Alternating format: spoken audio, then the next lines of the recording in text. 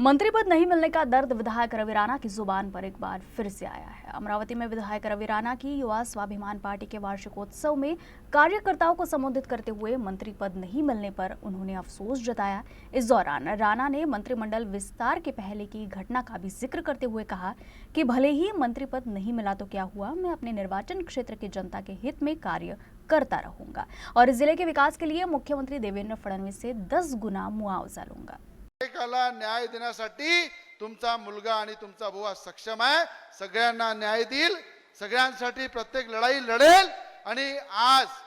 अनेकांना वाटतं की मी मंत्री झालो पाहिजे, मलाही वाटतं झालो पाहिजे, कारण की आमदार बनू बनू मी त्रासलोय जरा की आमदार बनल्यावर जेवढं एवढं तळमळीने मी काम करतो तर मंत्री झाल्यावर या महाराष्ट्रातल्या जनतेला, या अमरावती जिल्ह्याच्या जनतेला तो आमदार मंत्री कसा असते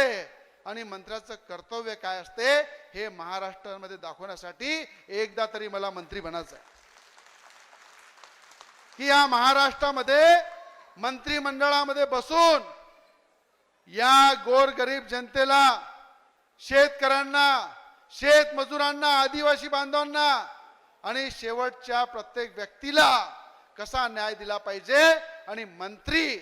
हा जमिनीवर बसून कसं काम केलं पाहिजे हे जिवंत उदाहरण ज्या दिवशी मी मंत्री बनेल ते मी तुम्हाला दाखवून देईल की मंत्री कशाला म्हणते। आज आमदार आहे तर या पद्धतीने काम करतो, जर मंत्री बनेल तर याच्यापेक्षा जास्त जमिनीवर जाऊन काम करेल हा विश्वास मला आहे आणि हा जनतेपर्यंत पोहोचवण्याचं मी काम करेन। मला अनेक लोक म्हणतात की तुमचा पहिल्या शपथविधीमध्ये नंबर लागायला पाहिजे, पण मला आठवते जेव्हा मला बोलून सांगितलं होतं 8 दिवसाआधी की तुम्हाला कॅबिनेट मंत्री शपथ घ्यायची आहे आणि त्यानंतर माझे नेते आदरणीय देवेंद्र फडणवीस साहेब यांच्याशी बोलणं झाल्यानंतर त्या ठिकाणी सकाळी जर मला फोन येतो की तुला थांबावं लागेल आणि थांबणं हे नेत्यांच्या आदेशाचं मी पालन केलं आणि हेही सांगितलं की याची 10 पट भरपाई मी लवकर